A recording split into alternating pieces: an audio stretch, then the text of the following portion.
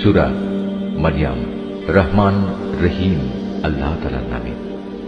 Calf হা ইয়া আইন সাদ। হে নবী, এ হচ্ছে তোমার মালিকের অনুগ্রহের কথাগুলো স্মরণ করা, যা তিনি তার এক অনুগত বান্দা জাকারিয়ার উপর প্রেরণ করেছিলেন। যখন সে একান্ত নীরবে তার মালিককে ডাকছিল, সে বলেছিল, হে আমার মালিক, আমার শরীরের হাড় দুর্বল হয়ে পড়েছে এবং আমার মাথা শুভ্র জল হয়ে গেছে, তুমি আমার দোয়া কবুল করো।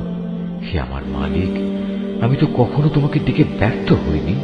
আমার মৃত্যুর পর আমি আমার পেছনে পড়ে থাকা আমার ভাই বন্ধুদের দিনের ব্যাপারে আশঙ্কা করছি। অপরদিকে আমার স্ত্রী হচ্ছে বন্ধ্যা, সন্তান ধারণে সে সক্ষম নয়। তাই তুমি একান্ত তোমার কাছ থেকে আমাকে একজন উত্তরাধিকারী দান করো, যে আমার উত্তরাধিকারিত্ব করবে ইয়াকুবের বংশের। হে আমার মালিক, তুমি তাকে একজন সন্তোষভাজন ব্যক্তি বানাও। আল্লাহ তাআলা বললেন, হে জাকারিয়া, আমি তোমাকে একটি ছেলে হওয়ার সুখবর দিচ্ছি। তার নাম হবে ইয়াহিয়া। এর আগে এ নামে আমি কোনো মানুষের নামকরণ করিনি। সে বলল, হে আমার মালিক, আমার ছেলে হবে কিভাবে?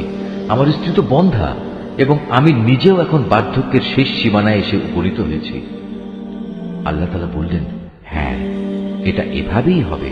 তোমার মালিক বলছেন, এটা আমার জন্য নিতান্ত সহজ কাজ।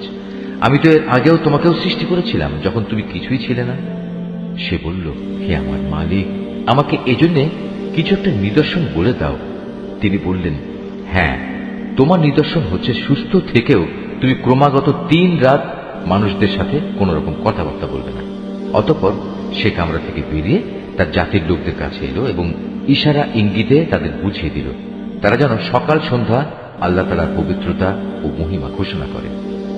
এরপর একসময় ইয়াহিয়ার জন্ম হল। সে যখন বড় হল, তখন আমি তাকে বললাম, হে ইয়াহিয়া, আমার কিতাবকে তুমি শক্ত করে ধারণ করো। আসলে আমি তাকে ছেলেবেলায় বিচার বুদ্ধি দান করেছিলাম। সে আমার একান্ত কাছ থেকেই হৃদয়ে কোমলতা ও পবিত্রতা লাভ করল। সে ছিল আসলেই একজন পরহেজগার ব্যক্তি। তদুপরি সে ছিল পিতামাতার একান্ত অনুগত, কখন অবাধ্য ও নাফরমান ছিল না। তার প্রতি শান্তি বর্ষিত হয়েছিল যেদিন তাকে জন্ম দেওয়া হয়েছে। শান্তি বর্ষিত হবে সেদিন যেদিন সে মৃত্যুবরণ করবে এবং যেদিন পুনরায় সে জীবিত হয়ে পুনরুত্থিত হবে। হে নবী, এ কিতাবে মারইয়ামের কথা তুমি তাদের স্মরণ করিয়ে দাও, বিশেষ করে সেই সময়ের কথা যখন সে তার পরিবারের লোকজনদের কাছ থেকে আলাদা হয়ে পূর্ব দিকের একটি ঘরে গিয়ে আশ্রয় নিয়েছিল। অতঃপর লোকদের কাছ থেকে নিজেকে আড়াল করার জন্য সে পর্দা করল।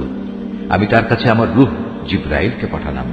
সে পূর্ণ মানুষের আকৃতিতে তার সামনে গিয়ে আত্মপ্রকাশ করল।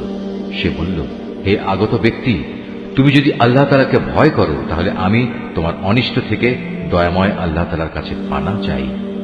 সে বলল, আমি তোমার মালিকের পাঠানো দূত। আমি তো এজন্য এসেছি যেন তোমাকে একটি পবিত্র সন্তান দিয়ে যেতে পারি। সে বলল, এ কি বলছো তুমি?